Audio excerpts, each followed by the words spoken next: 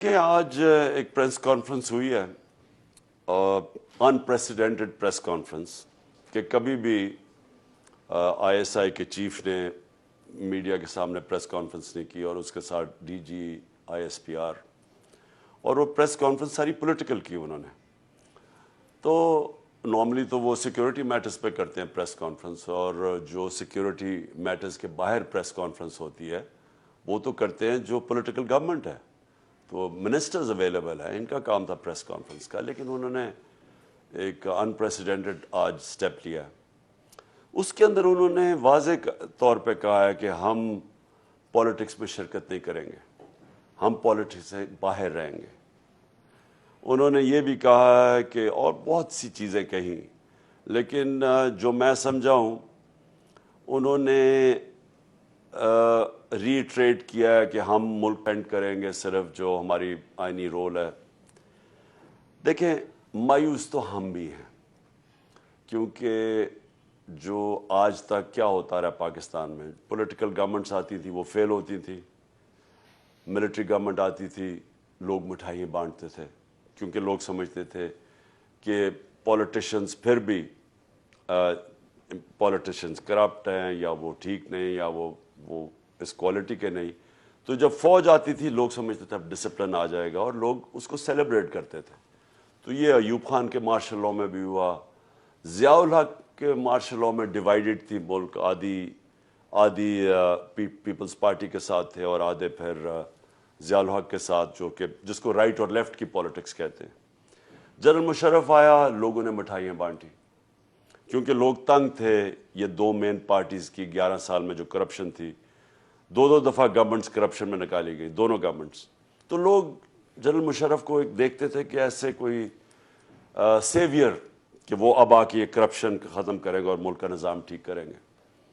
لیکن اس باری کیا ہوا ہے, اس باری جب گورنمنٹ ہٹائی گئی ہماری اور یہ رجیم چینج کانسپریسی جو تھی, وہی دو پارٹیز آ گئیں جن کے جانے پہ جنرل مشرف کے دور میں سیلیبریشن ہوئی ان کی کرپشن کی وجہ سے, اور جن کی وجہ سے مجھے ووٹ پڑی.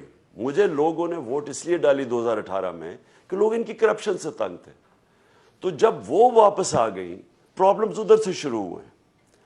اب تاثر یہ ہے کہ جناب جو اسٹیبلشمنٹ ہے وہ ان کے ساتھ ہے, جو ان کے ساتھ اٹیچ ہوتا ہے لوگ سارے ان کو برا بھلا کہیں گے, کیونکہ لوگ ان کو تو چھوڑے, انہوں نے جو آپس میں ایک دوسرے کے خلاف کرپشن کے الزامات لگائے ہوئے ہیں 30 سالوں سے, وہ ساری قوم کو یاد ہے.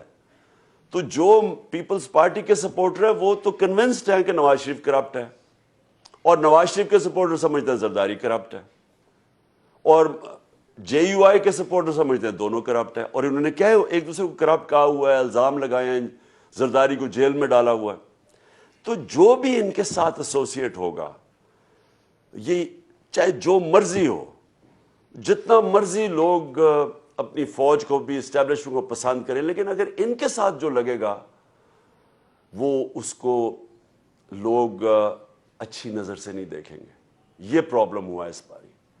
ہماری پارٹی کو تو بڑا فائدہ ہوا ہے, جب یہ سارے اکٹھے ہو گئے لوگوں نے تو ہمیں اور سپورٹ کیا, اور جب لوگوں کو یہ بھی پتا چل گیا وہ جو سائفر, وہ تو اب خود ہی گورنمنٹ سامنے لے آئی ہے, تو جو سائفر کا پتا چلا کہ بیرونی ملک کانسپریسی بھی تھی ہٹانے کے لیے, اور لوگوں کو غصہ ہے.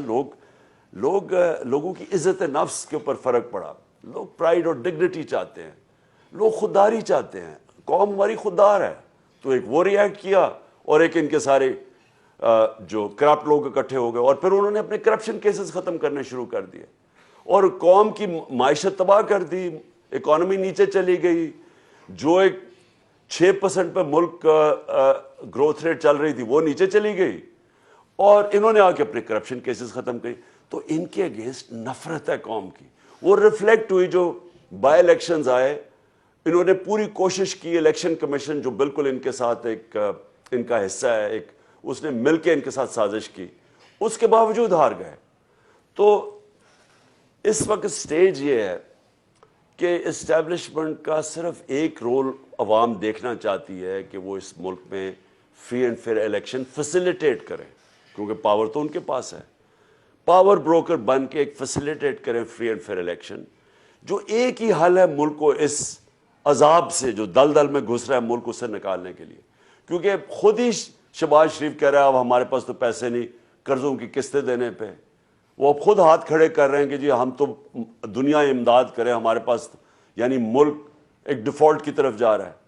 تو جب یہ خود ہی کہہ رہا ہے بونڈز کریش کر گئے ہیں پاکستان کے پاس اس وقت کوئی کمرشل بینک پاکستان کو قرضے دینے کے لیے تیار نہیں ہے. تو اس وقت ایک کرائسس سچویشن ہے.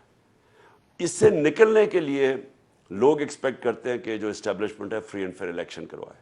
وہ کیوں کروائے؟ کیونکہ اس سے پولیٹیکل سٹیبلٹی آئے گی. پولیٹیکل سٹیبلٹی آئے گی اور اس کے بعد پھر اکنامک سٹیبلٹی ہوگی.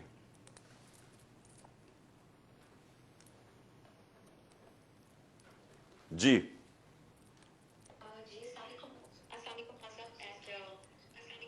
میرا کوشچن تو نہیں ہے, بیسیکلی میری آپ سے ایک ریکویسٹ ہے. سب سے پہلے تو میں نے یہ کہنا تھا کہ انشاءاللہ ہم سب کو اوورسیز پاکستانیز کو یہ ہمیں پر امید ہے ہم کہ یہ لانگ مارچ بھی کامیاب ہوگا, آپ کامیاب ہوں گے انشاءاللہ, اور یہ پاکستان کی کامیابی ہے انشاءاللہ.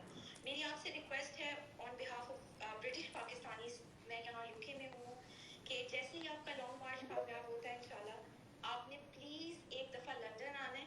ویسے تو ہم نے نواز شریف کو آپ کی کمی محسوس نہیں ہونے دی, تقریباً بائی ویکلی پروٹیسٹ یہاں پہ ہوتے ہیں, لیکن ایک دفعہ آپ کی قیادت میں جو ہے وہ ہماری خواہش ہے کہ ہم ایون فیلڈ کی طرف مارچ کریں. اور جسٹ ٹو ایڈ کہ پی ٹی آئی یو کے ہم دور ضرور ہیں آپ سے, لیکن ہم لانگ مارچ کے دوران پی ٹی آئی یو کے ایک کار ریلی نکال رہی ہے all the way from Scotland until the Avenfield apartments. تو ہمارا جو احتجاج ہے وہاں آپ ہوں گے, اور یہاں ہماری بھرپور کوشش ہوگی کہ جو یہاں کرپشن چوروں کا ٹولہ بیٹھا ہوا ہے اس کو ہم یہاں پہ سکون سے نہ رہنے دیں. اللہ تعالیٰ آپ کا حامی و ناصر ہو. بہت شکریہ. Thank you. اچھا میں آپ کو صرف دیکھیے ایک بڑی امپورٹنٹ چیز میری ساری قوم کے لیے سمجھنے کی. دیکھیں اللہ کا حکم ہے امر بالمعروف. اللہ کا حکم ہے مسلمانوں کو, معاشرے کو, مسلمانی کے معاشرے کو کہ آپ نے حق اور سچ کے ساتھ اور اچھائی کے ساتھ کھڑے ہونا اور برائی کے خلاف کھڑے ہونا ہے.